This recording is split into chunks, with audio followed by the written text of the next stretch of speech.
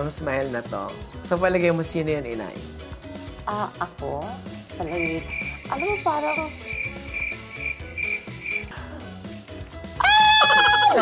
Hello, beautiful people. This is Dr. RFD of Urban Smiles Dental Clinic, and tonight is a very special night. This is a historical night for me because now, hindi niyo ako nakikita sa loob ng dental clinic, but tonight, I'll be having a private dinner sa isa sa pinakakilala at well-respected na actress sa industriya. Maliban dyan, isa rin siya sa pinakakilala kong pinakamabuting inang nakilala ko on and off camera. I am truly honored and really, and this is a distinct opportunity na makasama ko siya sa isang dinner. I'm excited to see her kung anong suot niya, ano kaya ang pabango ginamit ngayon ng aking makakadate na isang napakagaling na actress. Actually, pababa na ako. Samahan niyo ako para makita ang kanyang loob ng bahay. Let's go! Sa pagkakaalam ko, hindi lahat nabibigyan ng opportunity na makita ang loob ng bahay ni Inay Maria. I'm so excited dahil mahal tayo ni Inay na bigyan tayo ng chance na masilip ito. Gusto niyo rin bang makita? Let's go!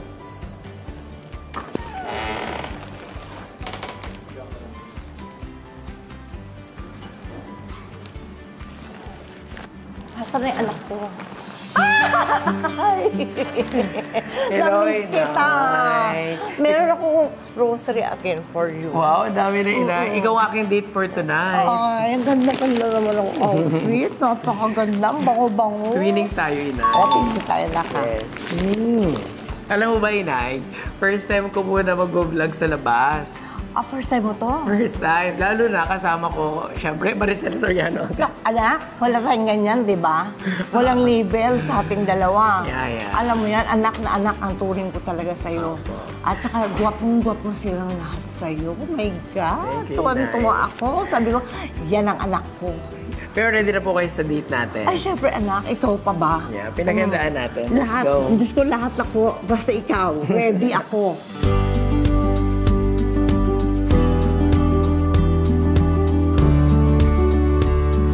Nagtitrend for the past months ang iyong role sa Lavender Fields. Oo nga eh. Grabe. Ano? Kwentuhan mo nga ako yun. Anong nangyari? Hindi, namatay na ako. Doon sa Lavender? Sa Lavender Fields, namatay na ako doon. Although yun nga yung nakakatawa yung mga reactions kasi ng mga fans. Sabi nila, naku, hindi na kami manunood. Wala na si Inay dyan. Sabi ko, pwede niyo man sabihin sa mga fans, huwag na nga silang ganyan dahil matanda na tayo. Yun ang istorya talaga. Anong gagawin natin?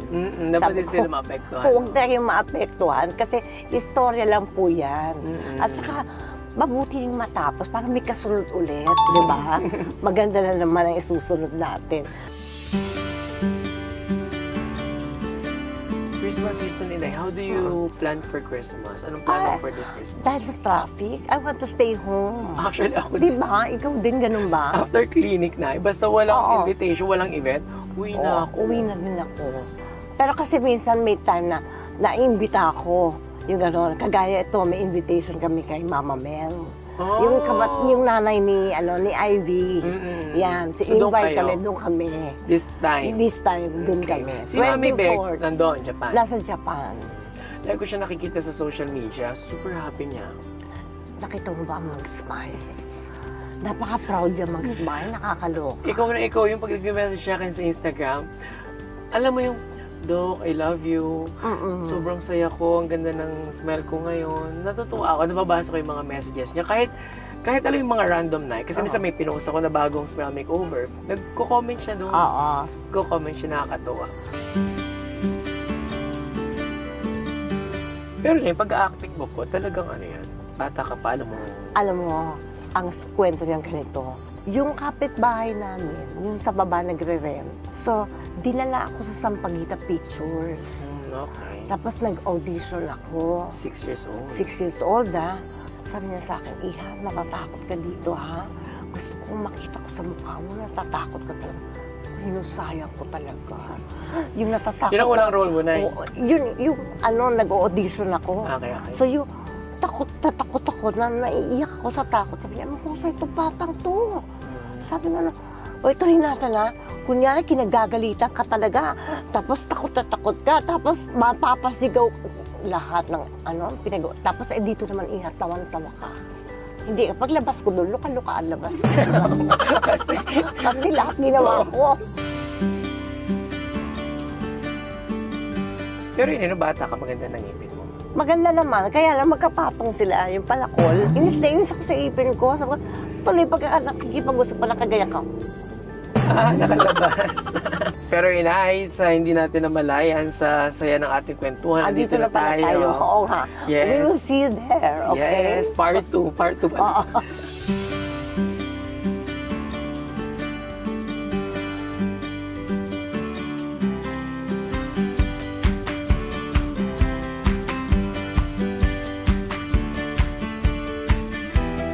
Hello everyone, this is Dr. RFD of Urban Smells Dental Clinic. At ako naman po si Maria. At maganda po ang aking si Inay Maria. Promise! Yes! At dahil nga Inay, minsan lang tayo mag-banding, gusto kong kumustahin naman ang iyong smile. Kumusta ang iyong smile so far? Ayan. Ang ganda, diba? Ang dami kong napapabighani dyan sa smile na yan. Alam mo ba? Alam mo, ngayon ako nakapasok sa isang clinic na lahat ng tao talaga nakasmile. At saka hindi lang yan. They're really very friendly and they put you at peace agad. Yung parang kahapon na kayo nagkita. Kaya ano ako, parang relax ako pag pumupunta sa Urban Smile dahil doon. Kasi nakita ko na, they're so friendly. Kasi marami akong napuntahan. Hindi naman ako naninila, pero number 1 ka. Thank you, Nay. Totoo, anak. Walang keme yun. Number 1 ka. Thank you. Lalo na sa heart ko, number 1 ka. Nakatouch.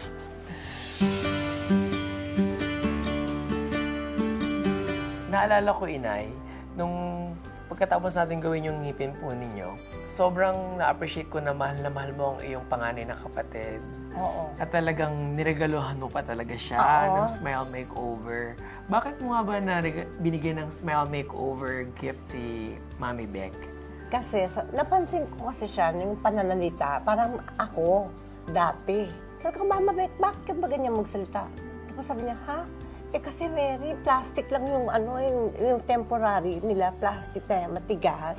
Sabi ko, pwede ka mo bumiyay pabalik na Manila? Sabi niya, ano? Pabalik na Manila. Bakit? Abay, dadaling kita sa the best. Sabi ko sa kanya, tingnan mo yung ipin ko. Sabi niya, oo nga, ang ganda-ganda ng ipin mo. Tapos umanga din ako. Kasi gusto ko makita niya lahat. Yan, aayusin pa yan. Lahat siya, gagawin niya ni RFD lahat. Sabi si RFD, yun ang anak ko. Sabi ko, yun ang bago kong baby. Sabi ko sa kanya, talaga, Mary, mabait ba siya? Sobra. Sabi ko, sobra kang bait to. Totoo naman. Hindi ako nagkamali. Thank you po, Inay. Mother knows best. Sa pagiging Inay, pagiging artista niyo po, simula noon hanggang ngayon, gaano po ba kahalaga yung smile or ngiti ng isang tao? Alam mo, sabi nila, your eyes are the window of your soul, di ba? Yes. Sabi nila.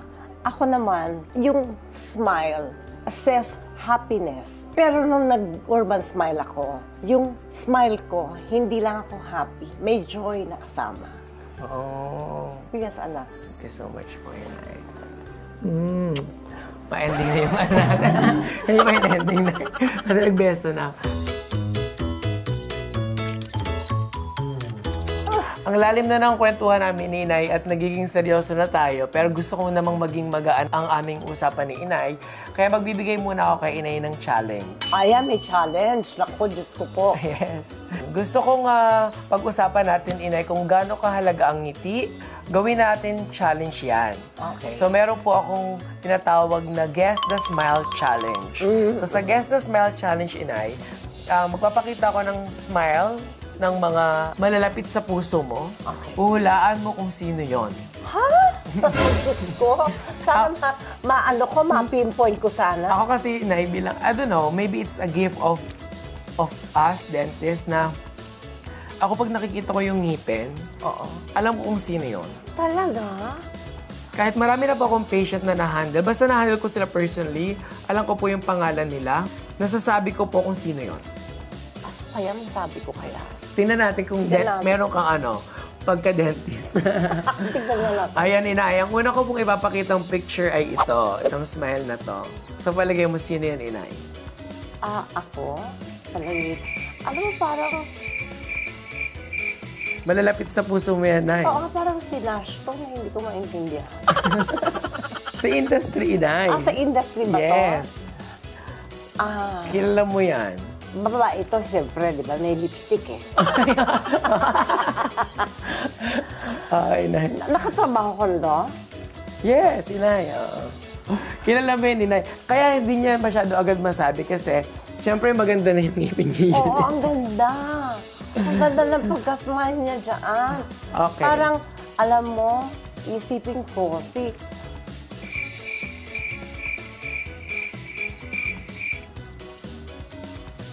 ano pa ang ganda to? Sino? No coaching. No coaching, pero talaga, sino? Sige, inay, okay na kayo di mahulaan. Pakita ko na? Aiza? Hindi naman siya si Aiza, Ira. Hindi, inay. Ito na. Kasi hindi ko nakikita ang ipin lagi ni ng anak ko si Vice. Pero saan po, ang ganda ng smile niya, ang ganda ng ipin niya. Hindi niya nakikita ng tutukan, no? Oo, hindi ko siya nakikita. May hirapan siyang hulaan yan. Kasi, ako kasi dentist, ako gumawa ng smile design. So, naaalala ko yung ngipin nila pagkatapos ko gawin or bago ko gawin. Kaya, pero syempre, challenge lang naman to, inay. So, it's okay. Naku, baka magalit siya sa akin. Hindi ganun, inay. Hindi mo ako kilala. Alam mo naman yan, di ba? Ngipin lang yun, inay eh. Kahit nga siya i-challenge ko siya, baka hindi niya rin malalap po eh. Oo. Pag susubukan natin din sa kanya. Next. Ayan, inay. Saan naman to? Ano yan? Nakasama rin yung inay sa pelikula yan. Nakasama. For sure, yes. Pero hindi, tingnan mo, alalahanin mo na lang yung ngipin. Ang ganda ng ipin eh. Hindi niya maalala. Sino siya? Sino, inay? Naku, hindi niya nalala kasi nag-iba na ng mukha dahil maganda na yung ngipin. Oo nga, sino ba to? Ilapit mo. Oh, no! Candy. Si Candy to? Bakit hindi nakamukha si Candy? Anong ginawa niyo? Galing po Instagram. Si Candy. Si Candy ba to? Nag-iba ng buhok, nag-iba ng lahat. Yes, inay. Siyempre dapat pabatain, Kaya ang ganda inay. ng mukha, ang ganda ng ipin niya. Oo. Alam mo, yun talaga ang mapapansin mo una, sa tao pala, no? Pag nagsalita. Yan. Ito na naman. Parang medyo bumbayin to. Pwede, inay. Diba? Parang bumbayin type. Pwede po. Parang lalaki ba to? Yes, inay. Yeah. Parang si Coco. Wow! Iba ka, inay. Siya nga. Alam mo bakit alam ko?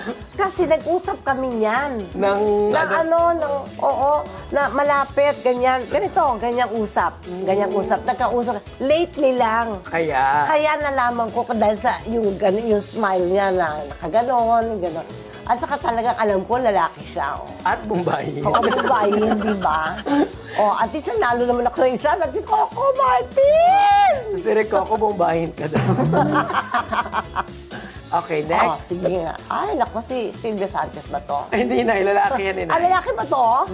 Yan, inay, naka-acting mo yan ng harap-harapan. Face to face.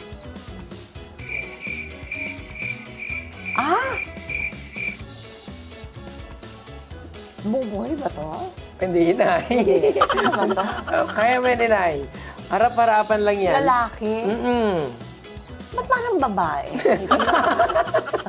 Ang ganda kasi ng ipin. Ang ganda rin ng lips na yun, no? Oo, iba. Manipis yung lips na dito, tapos dito. Masaya na ang puso niya, ninay, ngayon. Teka, masaya ngayon? Masaya ang puso. Sino to? JM? Yes! Kilala ko yung batang yan eh. Sobra kong kilala yan. Tignan ko. Di ba? Alam ko siya. Ang husay ng artista niyan, batang yan. Yes, inay. Ang galing niya. Siya nagkwento sa akin. Magaling yung bata. Siya nagkwento sa akin, inay, sa clinic na sabi niya, Dok, hindi ako artista. Ako, aktor. Di ba pala ibig sabihin ng artista at actor? Ano raw yun yung pagkakaiba ng artista at actor? Pag artista ka, sikat ka, ganyan, oo. Pero pag actor ka, iba yun. dekalidad na yun ang Yes. pinag-uusapan. Sabi niya sa akin, kaya nga daw siya minsan bago siya pumasok sa isang pelikula, ini-internalize niya raw lahat. Example, isa siyang tatay doon or anak siya doon. Minsan daw, sa sobrang internalize niya doon sa character, nahihirapan siyang ibalik yung Yung kung sino siya talaga. Totoo yun doon. ganun pala siya. Mahirap. Doon ko rin sa kanya natutunan ngayong kaibahan ng word na actor at artista. Ito inay. For sure, kilala mo ito inay. May inunal siya. Si Mama ba yan? Isa lang, artista rin yan inay. Isa lang naman yung, tandaan mo kung sino yan, yung may ganyang nunal. Kilala mo yan inay, kasama natin yan sa clinic ng mga nakaraang linggo. Dinala mo sa clinic. Dinala po sa clinic. Diba? Dinala pa natin sa Med Club. Tapos dinala din natin sa Urban. Tatlo tayo nag-picture together sa Urban. Ano, Divisoria? Hindi inay. Kilala mo yan inay? Si Miss Nora Honora. Yes. Oh, kasi siya lang ang kilala kong may nunal na ganyan. At naka-pearl. Oo, ang ganda-ganda niya, di ba? Oo, tignan mo naman ang mama ko, oh. Oo. Ilan taon niya si Ate Guy? 19. 19 lang siya. Ayokong pumayag na matanda siya. Ayoko. Yun yung last, no? Meron pang isa, inay. Ay, si Buboy yan. Grabe naman. Si Buboy yan, kilala ko. Yung mga hindi masyado naahit. Bigote, napakasakit yan pag bumalik dito sa ganito mo. Namumula ako. Yan siya, inay. Ayan, o, di ba? Oh, 16 years old. Hindi, 21 lang. O, di ba? Galing. Ay, si Julia ba to? Wow! Galing din, inay. Yan, ay si Julia Julia. Montes. Julia Montes. O, di ba? Ito, inay. Kilala mo yan. Kasi yan na yung huli. Tsaka yung regalo mo yan. Ah! Si Ate Ruby ba to? Hindi pa. Hindi pa. Hindi pa. Babae to. Yes! Tingnan mo na, kilala mo siya. Ito na nga si Mama Be. Yes! Si Mama Beck. Ayun, doon ko nakikita eh. Oh. Yan na, oh. Yung dito niya. Oh, di ba ang ganda na smile niya? Yan o. Ayan, oh. Oh, di ba maganda ang kapatid ko? Yes. Oh.